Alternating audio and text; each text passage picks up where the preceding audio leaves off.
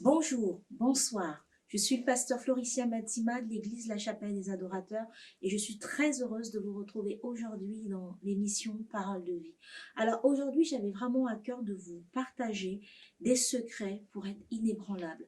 Être inébranlable en face des tempêtes, en face des épreuves, en face des situations difficiles que l'on traverse. On va partager ensemble des secrets pour vous aider, vous qui passez par ces temps difficiles, vous qui vous sentez criblé, vous qui vous sentez attaqué, vous qui passez à une bataille, à une autre, les assauts de l'ennemi vous criblent, vous finissez une bataille, mais en même temps vous enchaînez une autre bataille. Vous êtes en train de combattre, mais en même temps il y a une autre bataille qui s'annonce. J'aimerais tout simplement vous dire que le Seigneur, dans la volonté parfaite de Dieu, c'est que vous soyez inébranlables, c'est que dans cette bataille, que vous continuez à pouvoir louer, glorifier le nom de Dieu. Alors, le premier secret que j'aimerais partager avec vous, c'est que lorsque on passe des situations difficiles, des temps d'incertitude, des combats, il faut déjà identifier quel genre d'épreuve que nous sommes en train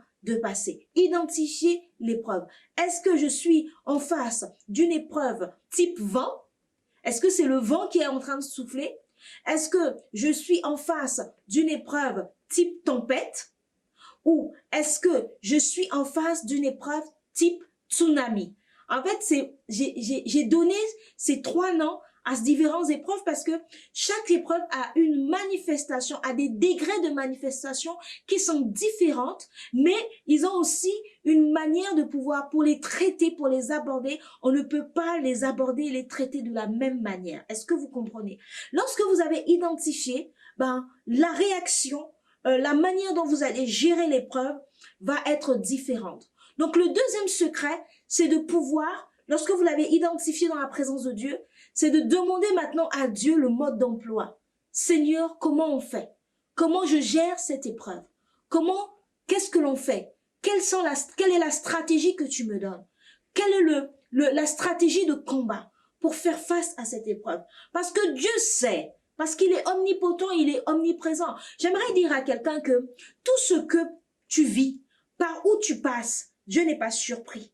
Dieu n'est pas surpris par l'intensité du combat. Dieu n'est pas surpris par la douleur que tu vis, que tu ressens. Dieu n'est pas surpris par la trahison. Dieu n'est pas surpris par le manque. Dieu n'est pas surpris par ce que tu endures. Ok?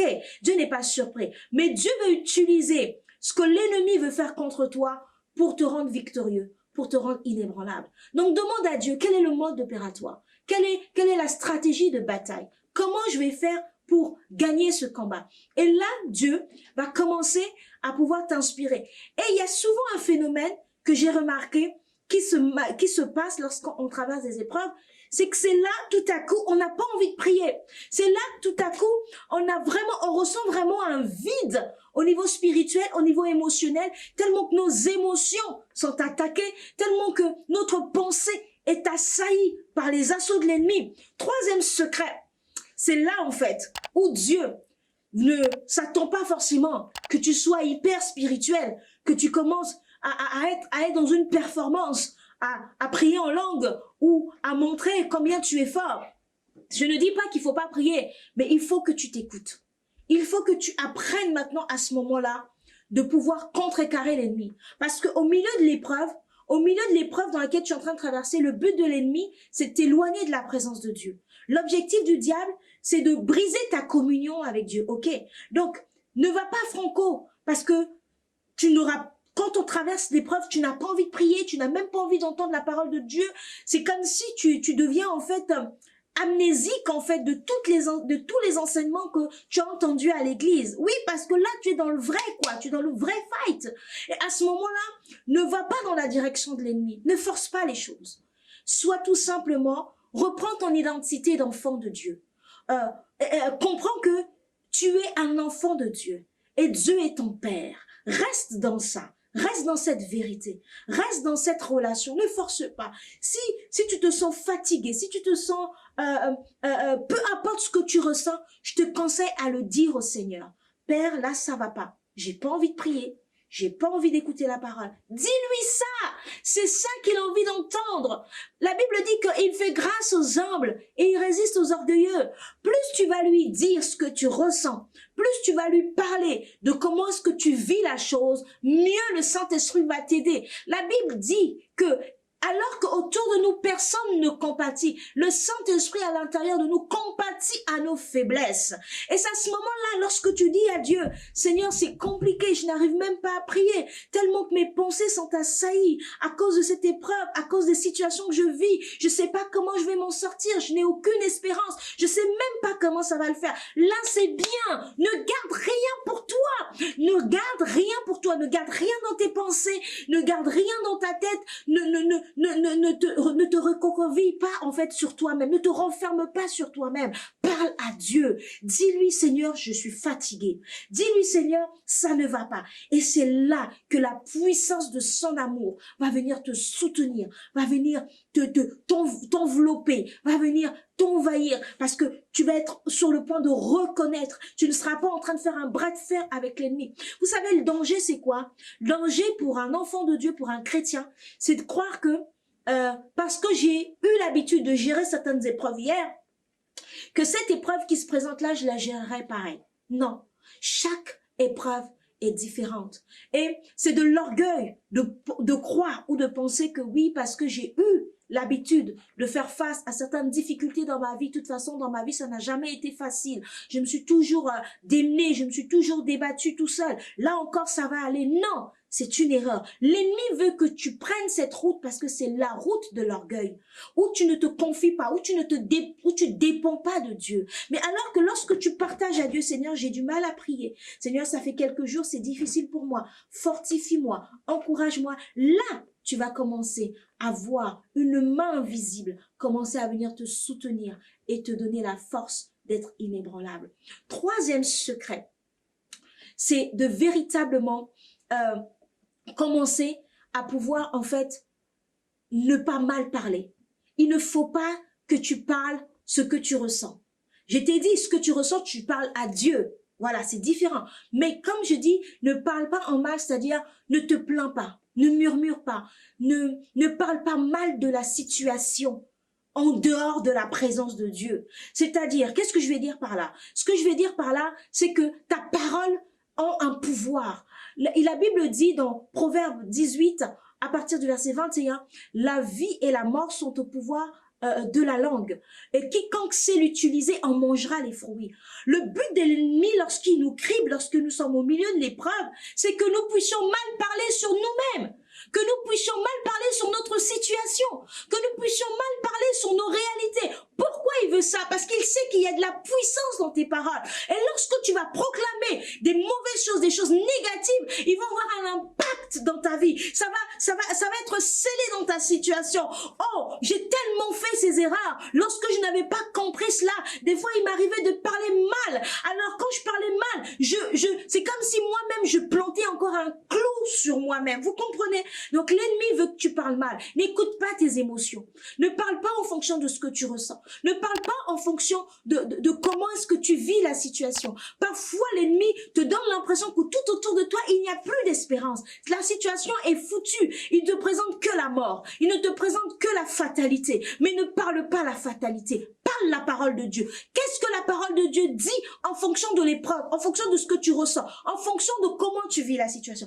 Qu'est-ce que la parole de Dieu te dit? Alors parle la parole de Dieu. Parce que tu sais quoi? Parce qu'il y a des anges qui sont assignés à ta protection, à ta vie, qui sont autour de toi. Alors que lorsque tu parles la parole de Dieu, ces anges n'obéissent que à la parole de Dieu. Ces anges n'obéissent pas aux plaintes et aux murmures. Les anges, ils sont là pour travailler à ton avantage. Ils sont à ton service. Alors lorsque tu veux sortir vite de cette épreuve, si tu veux sortir vite de cette situation, il te faut parler la parole de Dieu. Quand tu vas parler la parole de Dieu en fonction de la situation que tu vis, ça donne une mission à ces anges de pouvoir se dépatouiller, de pouvoir se mettre en action, de pouvoir se mettre au travail pour t'aider à sortir de cette situation. Et le but de l'ennemi, c'est que ces anges soient là, tranquilles, parce qu'il connaît les principes. Vous savez, l'ennemi, il connaît le côté judiciaire de la loi, mais il connaît pas la grâce, ok?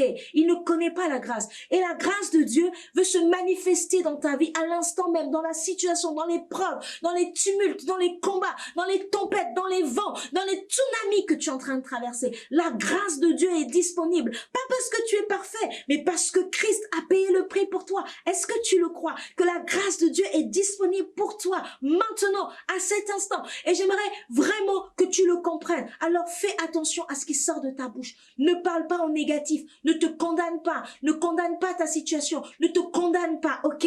Fais confiance au Seigneur et parle la parole de Dieu.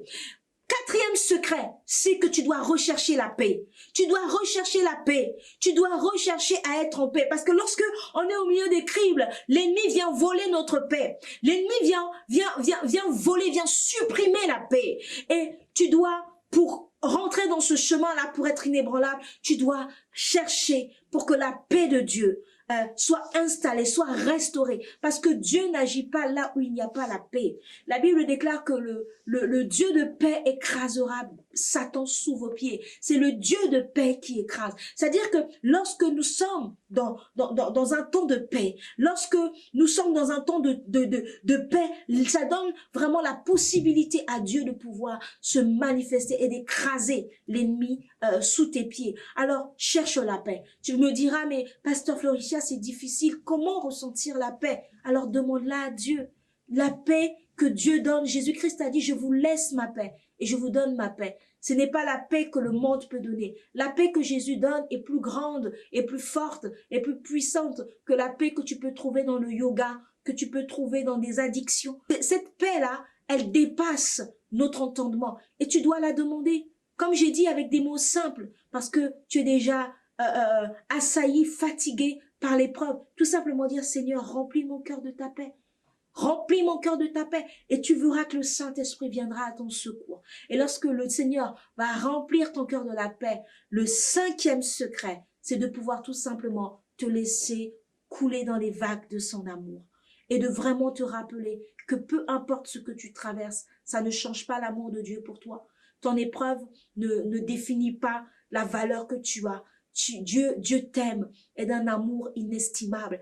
Et c'est pas parce qu'aujourd'hui, tu passes par la vallée de l'ombre de la mort qu'il t'a abandonné. Ne dit-il pas que même lorsque tu traverseras les eaux, je serai avec toi? Ne dit-il pas que lorsque tu seras dans le feu, je serai avec toi? N'est-ce pas lui qui le dit? C'est une promesse, bien-aimé. Même quand tu es dans ta situation, même si les médecins ont déclaré que c'était une maladie incurable, même si les médecins t'ont donné des diagnostics, laisse-moi te dire que celui qui t'a créé te connaît et il a des plans excellents pour ta vie. La Bible dit qu'il connaît même le nombre de tes cheveux. Est-ce que tu réalises que même un spécialiste, un médecin ne connaît pas le nombre de cheveux que tu as sur la tête, mais que Dieu, lui, connaît le nombre de cheveux que tu as sur la tête. Alors j'aimerais te dire que peu importe le vent dans lequel tu es, la tempête dans lequel tu es, ou le tsunami dans lequel tu es,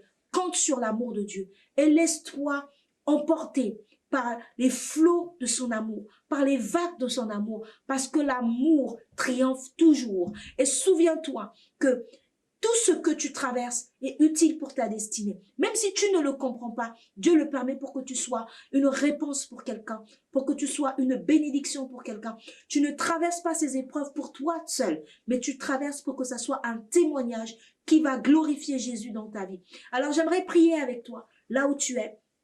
Père de gloire, je bénis ton nom pour mon frère et ma sœur qui est en train de passer peut-être actuellement dans des épreuves. Je prie que ta paix qui surpasse toute intelligence soit sans partage et qu'il soit envahi de ta paix maintenant, que la paix lui soit communiquée et que tu puisses véritablement faire ton œuvre en lui, Seigneur, au nom puissant de Jésus. Seigneur, je prie que peu importe les diagnostics des médecins, peu importe, Seigneur Jésus, les œuvres impurs, des esprits méchants dans sa vie, Seigneur, tu lui donnes la victoire. Tu lui donnes, Seigneur, d'être inébranlable dans cette situation parce que ta parole pénètre son cœur et lui donne l'équipement dont il a besoin pour vaincre. Seigneur, tu l'emmènes dans ta présence et je prie que sa communion avec toi ne soit pas rompue. Au nom puissant de Jésus, que cette crise soit un outil qui va l'emmener encore dans ta présence. Je vous salue et je vous bénis au nom de Jésus. C'était le pasteur Floricien Matima sur CDA TV. Shalom.